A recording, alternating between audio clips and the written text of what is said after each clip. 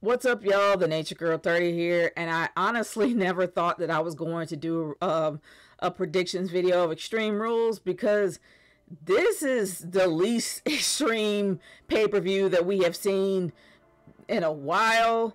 Well, honestly, there's been multiple Extreme Rules pay-per-views that have not been extreme, and this is definitely in that category. We only have one Extreme Rules match. Like, one. And it's called Extreme Rules. No stipulations or anything. Just one match that's extreme. Oh boy. But at least the card is short, so I am not necessarily complaining fully. It's just kind of weird to call it extreme. Hopefully they'll be able to make it up. And as for these matches that I'm going to announce, the card is subject to change. There's probably something that's added to extend the time. But right now, we are going to go over the matches that are actually on WWE.com. Now, this match actually does surprise me that it's going to be on the card at this moment. And I'm just going to get into it. It's more Liv Morgan versus Carmella. Why is this match on the card? I don't understand why. But it's here. It has the least amount of stakes. And let's be honest, Carmella's a loser. And I'm not saying it because of her character. I'm saying because she's a genuine loser. She hasn't won many matches. Any championship match she's been in, she's lost. Why is she on a pay-per-view card? Like, that's just me. Why is she here? Like, what is the purpose of Carmella to be on this card? Even though being on this card is nothing to go home about, it's just, it makes no sense for somebody who's lost so many matches for her to be here. Now, Liv Morgan has been on a roller coaster when it comes to her pushes. She's either been on a roller coaster to win something and then end up losing, then ends up winning multiple matches, ends up losing like at the very end or choking at the very end. She's just been on a roller coaster. So this match in itself has zero stakes.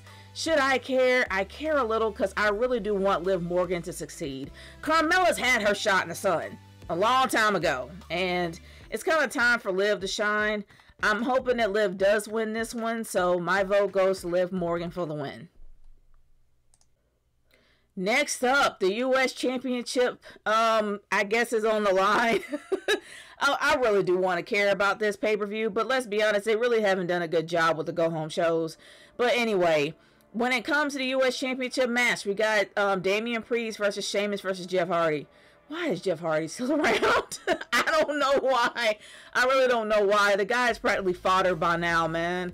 Sheamus has done a damn good job being the U.S. champion. Like, I'm not gonna lie. He actually gives you reason to care when he had the title. Damian Priest is doing a fantastic job being the U.S. champion right now. He's doing whatever he can to promote it, as well as being a fighting champion. Which, I gotta say, was started by John Cena. And John Cena kind of promoted that as time went on, and now it actually became a time-honored tradition to actually have open challenges for the U.S. Championship, even though in my opinion it's starting to become a bit of a joke. But anyway, you got two decent champions, and then you got Jeff Hardy. We know Jeff Hardy's not going to take the U.S. Championship. There's really no point of even inserting him in this. Sheamus has a better chance of winning than Damian Priest keeping it. And honestly, but if you think about it, Damian Priest has had a lot of momentum as of late. It doesn't, and he's actually had a lot of legends backing him up. Because I think, did he lose to Jeff Hardy at one time? I believe that he did. And honestly, he's had like a lot of people backing him up. He's had a really decent push. As much as I would love Sheamus to take the title again, I'm going to be honest, it's going to be Damian Priest. Damian Priest is going to keep the championship, and they'll just go on from there. I don't know what they're going to do with Sheamus. I doubt that Sheamus is going to be on Raw for long. It makes sense for Sheamus to go on SmackDown, at least to me. But I don't know. We'll see when the draft comes. But anyway, my choice for winner is going to be Damian Priest. Alright, we're going to get into this. I guess this is a championship match. The SmackDown Tag Team Champions, the Usos versus the Street Profits. Let's be real here. Can we just say that the Street Profits are now like the black version of the Rockers?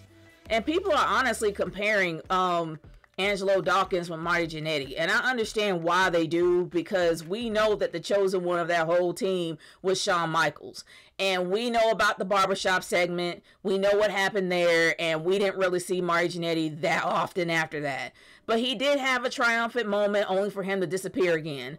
But when it comes to Montez Ford, we kind of know that Montez was the chosen one of the Street Profits. We knew that Angelo Dawkins was going to be left in the wind. The guy doesn't really talk very well. He doesn't have much of a personality. He's just now gaining one. He's getting better when it comes to talking. He was really clunky in the ring, never there at his spot, but then he started getting better as time goes on. But Montez Ford was a star from the get-go. Like, he was a star from the jump. I mean, the guy had enough clout to bring his wife on board before she became a star in NXT. So that shows right then and there that, well, Bianca Belair has actually she was a star in her own right at NXT, but she was able to go back and forth and being pulled to the main roster because of her husband's clout, which is shocking to me that somebody as new as them end up having that much clout, but I digress. The fact is, we know who's going to win here. Can we say the bloodline isn't going to die? They're not going to die yet. No one is going to break the Samoan dynasty. Sorry, that will never happen. So it's kind of dumb to even predict this. We know that the Usos are going to be the winners here. But at the end of the day, when the draft happens, and the draft is going to happen on the 1st, I think. No, actually not the 1st, but the 2nd of October, because SmackDown is, well, I don't know, like whenever Raw is, I don't know. But they said the draft is either going to be on October 1st or possibly on SmackDown, which is the 2nd. So my guess is that the Street Profits are going to split up. They're going to split up, and we're going to see Angelo Dawkins still going to be on SmackDown, and we're going to see Montez Ford going to Raw. So it's not going to really matter if they win, because they won't win at all. We know this. No one's going to break the Samoan dynasty. But even when they lose here, they're not going to be a tag team for long. And the draft is next week, so I'm not predicting them staying together. But anyway, my the one who I think is going to win is the Usos. Usos for the win all the way. Okay, let's get to the SmackDown Women's Championship match. Becky Lynch versus Bianca Belair. Honestly, I should care about this, but lately I haven't, because I don't like the direction they're taking Becky. I don't like Big Time Becky. It just doesn't seem like, and I actually just watched Wrestling with Regret and their predictions video on that. And to be honest, they have a point. Becky Lynch kind of had a I really wouldn't call the man a babyface. I would call a man either the man character she played, in other words, as a tweener or maybe an anti-hero. She had a decent run with the man. The man was at the peak but didn't go over the top yet. So there was enough gas in that tank to keep going. It didn't make any sense to turn her heel. It just did not to me, because the man still was an amazing gimmick. Instead of being the man, she could have been the ma. I mean, but either or, a lot of people still loved her during that man time, during the time when she was the man. So making her into Big Time Becky, I just really wasn't a fan of, because she still had enough gas in the tank to still be the man. With Roman Reigns, like they said on the Wrestling Regret video, which they had a point, Roman Reigns, he did all he could do. Like, he exhausted that babyface train. There was really nothing left but fumes. He had to transform himself into a heel, but Becky still had enough of a run. So I really do agree with that.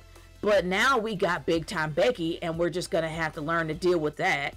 But with Bianca Belair, their promos have been great so far. Becky's attitude as a heel has been great so far. Do I honestly think this is going to be the match of the night? No, I don't really think it will be. But I hope I'm wrong. But do I think that Bianca Belair is going to take the title back? No, I really don't. I see that Becky Lynch is going to remain the SmackDown Women's Champion, and Bianca Belair is going to be shifted to Raw. Because if if Montez Ford, who is the husband of Bianca Belair, gets sent to Raw, she's going to. So I really don't see her being on SmackDown for long, since the draft is next week.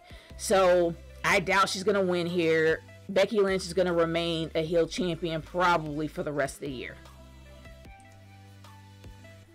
Okay, we have the Raw Women's Championship on the line with Charlotte Flair versus Alexa Bliss. Okay, Alexa Bliss got rid of all that hoodoo, so we're not going to really see any hoodoo gimmicks and stuff and chandeliers falling and all that other stuff that's going to be weird after her taking the Fiend's gimmick. We're not going to see that anymore, which I'm fine with.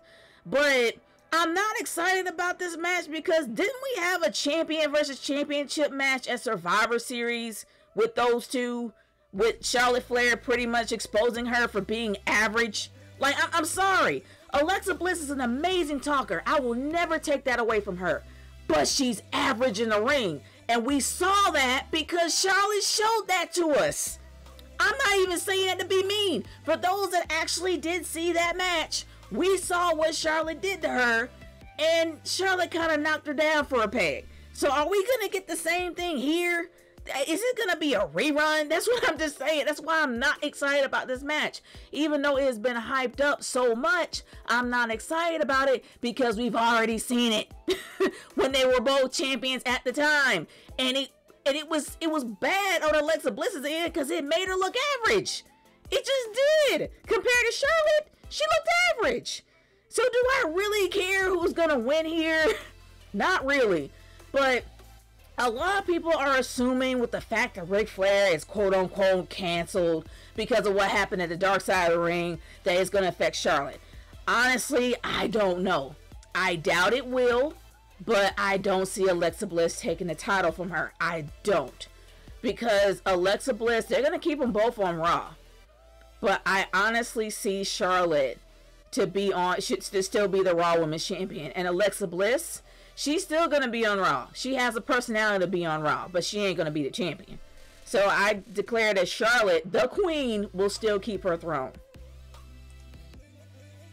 And the final match of the night, which might be the main event, but the only Extreme Rules match as of right now, is Roman Reigns versus Demon Finn. I'm not looking forward to this match because we kind of already know the outcome. We know that Roman Reigns is going to face Brock Lesnar at Crown Jewel for the title, which means he's not losing. Not to mention the fact that he's part of the bloodline, he's part of the Samoan Dynasty, and the Samoan Dynasty can't do no wrong. So we kind of know that he's going to keep the title here, which makes no sense to bring out Demon Finn after all these years, because it's just going to make Demon Finn lose some credibility. Like, how can you make yourself care over a character that constantly comes back just to lose? I'm sorry. It's really kind of hard for me to root for Demon Finn. Every time he comes back, I get disappointed and he loses. That's just the same thing that happened to The Fiend when he was there. So it's disappointing to know that Demon Finn never really had a chance in the dark of winning at all, but I at least hope that it shows in the ring. We know he's going to lose. He's not going to beat the tribal chief. But I at least hope that it shows, it tells a story in the ring, because he needs this. He really does. I'd rather the Demon Finn have a win than a loss. It doesn't look good for him either or, but there's no point in beating around the bush. The tribal chief will remain the Universal Champion, while Demon Finn Balor, I just hope he remains relevant after this. And those are my predictions for Extreme Rules 2021. I am curious to hear what y'all's predictions are. Leave it in the comments below. Let me know how you guys feel about this pay-per-view. Because to be honest with you, this is the least extreme pay-per-view.